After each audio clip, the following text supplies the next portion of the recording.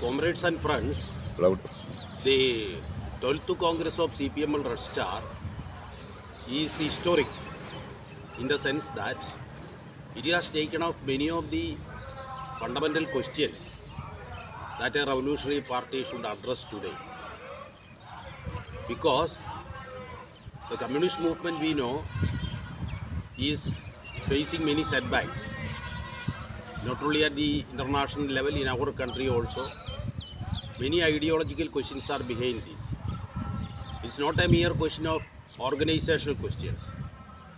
These questions are connected with ideological questions, ideological political questions, and especially after the post-war period. We know that by the 1950s, 1/3 of the humanity went under the red flag. So it was from there that the communist movement started its decline. We know in Soviet Union what happened. I'm not going into those details. And exposing Soviet Union, China, under the leadership of Comrade Mao Zedong, came forward, fought against the right revisionism, and put forward the revolutionary line, the international communist movement, how it should follow in the post-war period, understanding of neo-colonialism, how neo-colonialism is a more sinister and pernicious form compared with the colonial period, and how the communist movement should understand the concrete realities. So all these questions, the Communist Party of China, led by Mao Zedong, put forward a general perspective, but it could not be carried forward because the left adventurous trend that came to the Chinese Communist Party was a hindrance to this revolutionary life.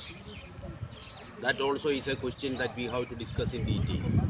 Today, from the 70s onward, we know that in the post-war period, up to the 60s, in the international communist movement and at a global level, there was a revolutionary advancement, ideological political advancement was there.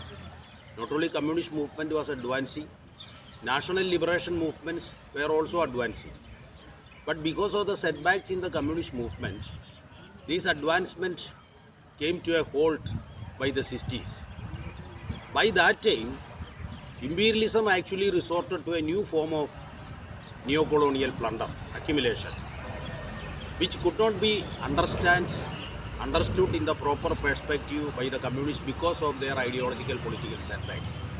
So taking advantage of the situation, imperialism resorted to neoliberalism, allowing unfettered, unbridled freedom for market, freedom for finance capital. So all democratic rights, which were earned by the working class and the people, all their hard-earned rights of yesteryears years were captured, were destroyed, and capital has been given.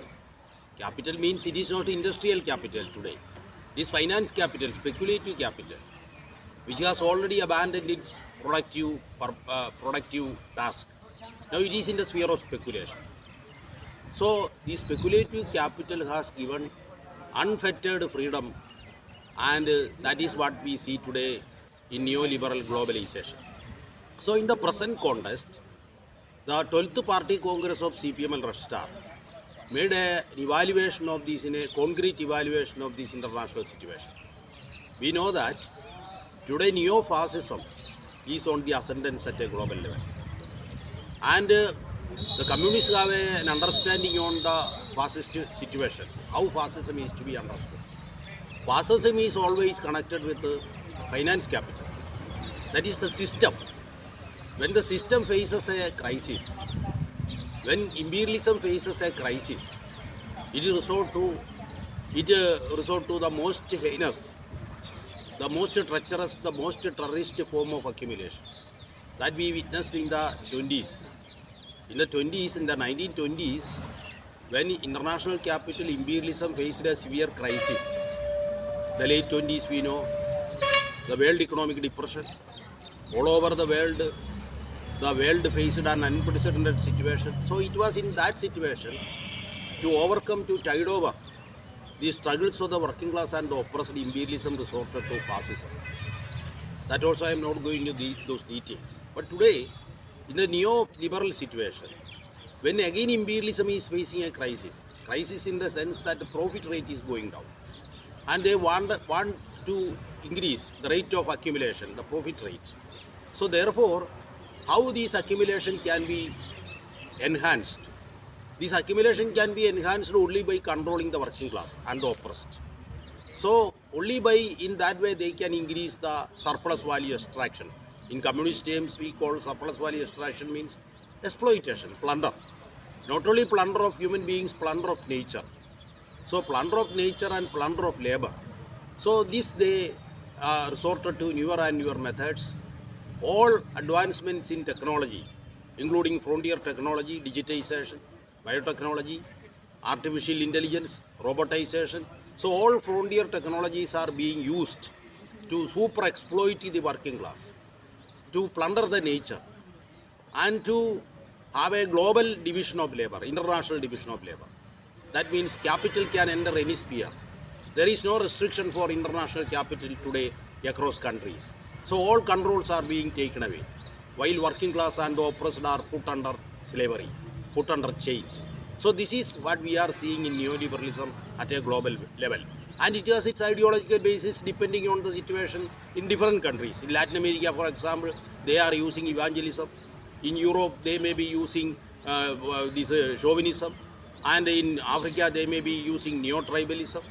In Israel, they may be using Zionism. In West Asia, they may be using political Islam. In India, Hindutva or Saffranism. This Hindutva based on Manusmriti, Brahmanical, Manuvadi, Hindutva, and in Sri Lanka and Myanmar, Buddhism. So it doesn't mean that they can use any ideology depending on the concrete situation. So in our country, where we are living, now the Hindutva fascism whose ideological basis is Manusmriti, which treats human beings, which treats the people, the oppressed, the working class, and the oppressed as subhuman, who creates value, who are the owners of the society here, who are the real owners. So they are made slaves, and they are made untouchables, they are made subhuman. Not only they, even women are subhuman. So this is Manusmriti. So this Manusmriti Brahmanical ideology is used as the basis of fascism here. And international capital, corporate Indian capital, and these fascist forces, RSS, we know, the longest running fascist organization in the world. It is not like Mussolini or Hitler fascism, which sprouted all of a sudden in Europe and remained there for 2 decades. It is not like that RSS. RSS has a history of 1 century, almost a century, and it has penetrated to the micro and macro aspects of the entire life. It is not a mere state regime. It has its extension, it has its capacity to control anywhere, everywhere, cutting across base and superstructure. It has its control over culture. It has its control over economy. It has its control over administration, over military, over judiciary, over civil service, over police, and every sphere of over education. I need not go into those details and the mechanisms how these things are working today. So the point is that, so how we will understand this question today? That is the major task of the communist movement. For example, you take the case of the CPI. What they are saying? They are saying that fascism has not come in India. They are waiting for fascism. And they are understanding fascism as a textbook copy of what happened in the 30s, in the 20s and 30s. So we must understand that no social phenomenon can repeat as such. Every social phenomenon is constantly changing. So a social phenomenon, when it repeats, it will assume different forms. Now, it is natural, because even during the 20s and 30s, when the Communist International was having its offensive against fascism, the theoretical postulate of fascism put forward by the Secretary of Communist International at that time, Dimitrov, he pointed out that in colonial and semi-colonial countries, the way in which fascism will come will be entirely different. And in accordance with the historical transformation, in accordance with the historical changes, it will assume newer and newer forms. So there is no stereotype situation. It is not a stereotyped thing. So it will continuously change depending on space and time. That means depending on the social context and depending on the historical context. So in our country, when fascism comes, it will not be a repetition of what happened in the 20s. Because today we know, compared with the 1 century behind, today parliamentary system has advanced. So they will make use of how this parliamentary system can be used. So now the parliament is an edifice. Edifice means a mere spectator, a mere structure. Keeping the parliament, unlike Mussolini and Hitler, for whom parliament was an obstacle, today Modi, the fascist forces can use parliament for advancing their fascist agenda. So while keeping parliament as a spectator, an edifice, they are pushing forward all their agenda one by one. We have seen how the farmers' struggle has arisen, how the draconian anti-farmer laws were implemented, how educational, the new economic policy superimposing the Hindi over all people of the what that means, the multilingual, multicultural, and this agenda how it is usurped through this new NEP. Similarly in the environmental question, similarly in the labor question, labor codes abolishing. So whatever they want for giving freedom to capital, they will do it. So parliament is not an obstacle, judiciary is not an obstacle. For them nothing is an obstacle today. So they have penetrated into every aspect of our social life. Still CPM is saying that fascism has not come. Their theoreticians are looking to fascism of the 20s and 30s, whether that repetition is there. This is a total denial of Marxism. So Marxism does not say that all phenomena are constant. Everything is constantly changing. Every social category, every social phenomenon is constantly changing. That is Marxist understanding. So nothing is, otherwise you are following a religious perspective. Marxism is not a religion. So today we have to understand Marx. Today we have to understand Lenin. Today we have to understand Mao in the present context. You cannot have a repetition of what Comrade Mao did in China. You cannot have a repetition of what Comrade Lenin did in Russia. So you have to understand the concrete situation here, and you have to apply Marxism according to the concrete situation here. This is the approach of the Marxists. Therefore, comrades, we want to say that today when we understand fascism, we must understand the concrete historical context in India. How class struggle evolved here. How the relationship between caste and class here. So you cannot have a class analysis of India unlike that of the European situation. So if you are simply copying the class analysis there to the Indian situation, what will happen? It will lead to you erroneous conclusions. That is what is happening here when CPM is taking up this question. So we must understand that we are not following this type of mechanical understanding. Similarly, there are Maoist sections. The so-called, they claim that they are the true revolutionaries. What is their approach? They say that there is no change in society. Even if Congress is ruling, even if BJP is ruling, even if CPM is ruling, no change. So it is only a regime change, a government change. There is no change in, they do not understand the Marxist approach to fascism. Fascism is the terrorist, the most reactionary terrorist dictatorship of the most reactionary elements of finance capital. We are not saying that all ruling classes are fascist. We are not saying that Congress is a fascist party. Even though Congress paved the way for the BJP, even though Congress, it was the Congress who used soft Hindutva, that led to the hard Hindutva of BJP. We know very well that how the Babri Masjid was demolished, how the movements, the Ramajanmabhoomi movement, how the Shilanyas, how all these things were initiated by the Congress regime, and how these ultimately led to what we call the demolition of the Babri Masjid and the coming of the Vajpayee government towards the end of the 20th century, and how BJP, having just 2 seats in parliament in the 80s, how it became a ruling party in the late 20th century, and today we know that it is the same Congress. The Congress policies led to BJP, but we know that the fascists always will use populist slogans. And after using these populist slogans against the system and against the government ruling. That means taking advantage of the what is called the people's sentiments, people who are fighting against corruption, people who are fighting against economic oppression and political offensive. So against that, fascists also will come. Mussolini used it, Hitler used it. Similarly, Modi said. He said that he will abolish corruption. He will give employment to 200 lakh. That means 2 crore youth will be given employment in a year. This is the Modi's, what is his proposal. He also said that he will bring 15 lakh rupees and put in the account of every Indian 15 lakh rupees. He said, and he will capture all those unaccounted money, all those money which are being deposited in foreign banks, which are slashed out by the richest Indians. But what happened?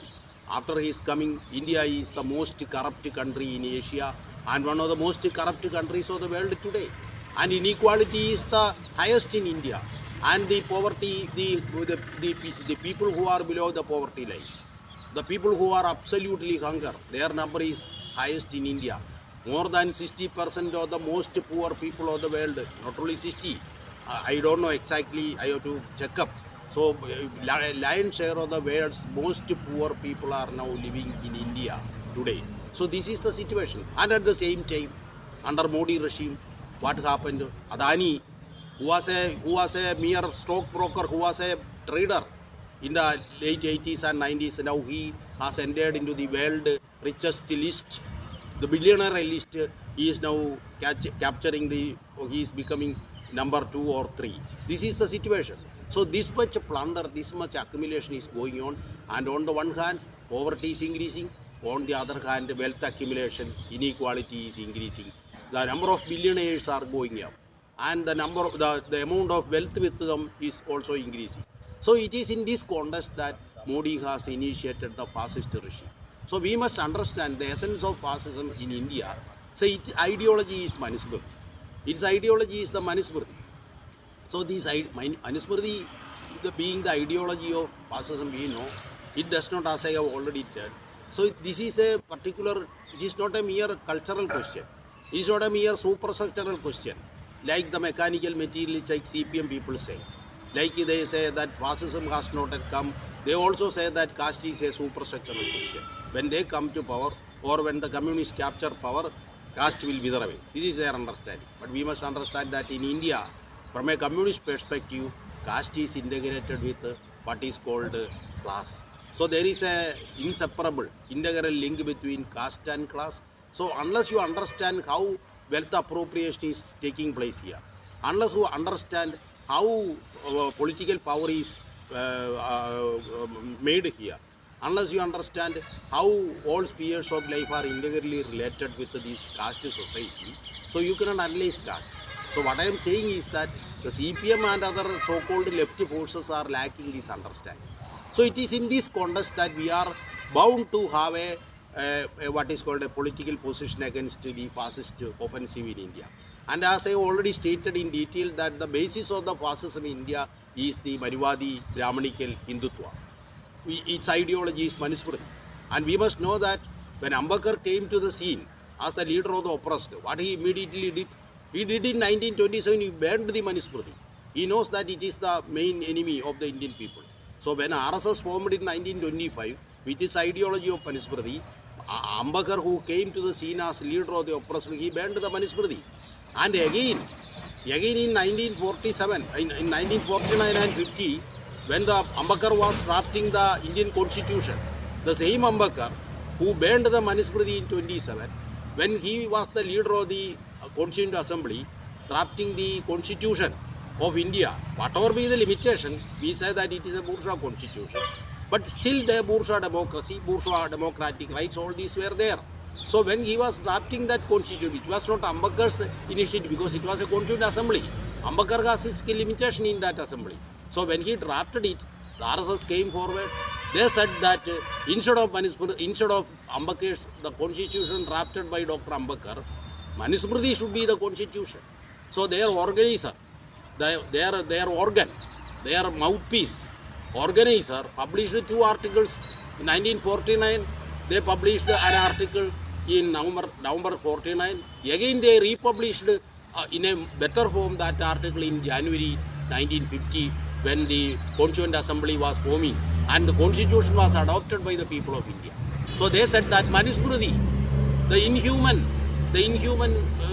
worldview, the inhuman ideology in the world, the most inhuman, that should be the basis of Indian Constitution. That should be Indian Constitution. Because Golwalkar, the leader of the Sarsang Chalag of RSS has already stated, India is a caste society. So India is caste. He said that that is the basis of Indian nationalism. And Manusmriti is a basis of caste. Therefore, for RSS, Manusmriti is their Bible, their holy book. So they cannot evade that. So they publicly stated in 1950 that it should be the Indian Constitution. Now they are moving towards that. Now they are, when they captured power in 2014, putting Modi in front and keeping him in power. Now RSS is now moving towards its ultimate objective of establishing a fascist Hindu Rashtra, where the Muslims will not have any citizenship rights, because RSS are already stated, the Golwalkar has already stated, Muslims the number one enemy of India. Similarly, the Dalits and the women, they are subhuman. So vast majority of the Indian people are already not there in their agenda. They are not citizens according to RSS. Now they are joining with the corporate capital towards the establishment of Hindu Rashtra. This is the situation. So in this context, I am coming to the core point. The 12th Congress of CPI ML REDSTAR, the main immediate task of the people of India, the Congress evaluated that the immediate task is to defeat these most reactionary, most terrorist, most oppressive section, the ruling class in the world today, that is RSS-led Indian regime. So to defeat it is the immediate task of the Indian people today. For that, what should be our task? What should be our ideological offensive? What should be our political task? In which way we should build up the anti-fascist movement? This is the immediate task that was discussed in detail by the party congress. And the party congress has adopted a political resolution for the carrying of, for taking up this immediate task. In that political resolution, I am not going into the details. In that political resolution, it is briefly stated that we are for building up the broadest possible anti-fascist front today. Broadest possible anti-fascist front means all non-fascist forces. We are not saying that all ruling classes are fascist. All ruling classes are, because even though ruling classes are there, some ruling classes, parties, they are still for democratic rights. They are for freedom of expression. They are for freedom of assembly. They agree that there can be difference. They say that certain bourgeois democratic rights can be there in spite of they siding with the corporate capital and neoliberalists. They are also neoliberalists. But fascists are not like that. Fascists are going to the extreme. They say that there should not be anybody in the society who opposes them. There should not be dissent. There should not be disagreement. There should not be difference. Latest Modi statement came that if you not only gun, if you use pen, also you will be anti-national. Which means that if you oppose, if you say something against the regime, then you will be put as anti-national and you will be subjected to the sedition law and the UAPA law. This is what he says today. So this is the RSS approach. This is the fascist approach. Therefore, we must, in the present situation, as we have the historical experience from Communist International, in the fascist context, we must take all-out offensive for joining with all forces, all non-fascist forces, including ruling classes, to have a broadest anti-fascist united front. We are not against that. We are for that. But at the same time, we know that how we will be carrying forward this task. When we carry forward this task, what is our fundamental question? As communists, we have a political program. Our program is that we are for the liberation of the working class and the oppressed. That is our fundamental question. So we cannot surrender this our fundamental task in the name of fighting against fascism. So some of our friends, some people are saying that when you are joining with these anti-fascist forces or joining with the non-fascist forces against fascism, you should not uphold the independent ideological line, independent political assertion, or the the rights of the workers and the oppressed. The interest of the class interest of the workers and the oppressed, you should not say anything about that. You should surrender that in the name of fighting fascism. This is not acceptable to us because we have the historical experience. That is the point. The communists should know what happened when the anti-fascist struggle was going on. Led by Comrade Stalin, there was an anti-fascist united front at a global level, and the imperialist forces were there. The US, which became the supreme arbiter in the post-war world, which became the leading imperialist power today. So at that time, Britain was the colonial power, and along with Britain and US, so Stalin was compelled to form a united front with the UK and US, Britain and US. We know there was a anti-fascist front. But what happened? When that anti-fascist front was formed and the anti-fascist movement was advancing, a trend came in the anti-fascist movement that we should not carry forward the interests of the working class and the oppressed. And it was a culmination of this trend that led to the dissolution of the Communist International in 1943. Communist International was the only organ at that time at the global level to understand, to assimilate, to study, to evaluate what is going on at the global level. We know that at that time, in the 40s, when US imperialism was devising the biggest offensive, when Britain was going down, it was very clear in the 40s that Britain cannot continue as the colonial power. But capital cannot remain idle. Without global expansion, capital cannot remain. So capital remains capital only when its plunder is going on. Therefore, global expansion of capital can be carried forward only through a change in the form of accumulation, a change in the form of colonialism. So when US imperialism was devising various tools, political, economic, I am not going into those details here. So political, economic, military, cultural, so all spheres they devised tools for a change in the form of colonialism to neo-colonialism. The Communist International was dissolved by the communist movement to appease the fascist in the name of anti-fascist. Not to appease the fascist, appease the capitalist forces. So in the name of the anti-fascist struggle, to appease the capitalist forces, the fundamental task of the communists at the global level was surrender. What was the outcome? The communists faced many setbacks. There was no ideological political leadership and browderism in USA. Revisionism, that means strategic alliance with the ruling classes came to the fore. Instead of tactical alliance against fascism, strategic alliance came with that came forward by Browder, the leader of the American, at that time the Communist Party in America. So there took place a biggest deviation. In India, we know, after Khrushchevian revisionism, we also experienced the same. So this situation, we must be very careful. So when we in India fight against the fascists, we must understand the RSS, the biggest fascist force that I have already explained, the biggest fascist, longest running fascist force in the world today. So when we fight against them, we must also say, that means when we unite with the non-fascist forces, including all those who are fighting against fascism. Of course, the interpretations may be different. They may have different understanding. We may have different ideological, political, many differences may be with them. Keeping those differences, we are joining with them only for fighting against fascism. So that is a issue-based, that is a tactical alliance. Defeat fascism. And for other questions of the working class and the oppressed, which is the fundamental question of the working class or the Communist Party, we cannot rely on the ruling classes who are anti-fascist or non-fascist. The non-fascist ruling classes, because they are ruling classes. So you cannot depend on them for the interest of the working class and the oppressed. For that, the Communist Party should be there. So the Communist Party's independent, Communist Party's ideological position, that should be raised high. That should be put high. Because when you are fighting against, for example, you take the case of Kerala.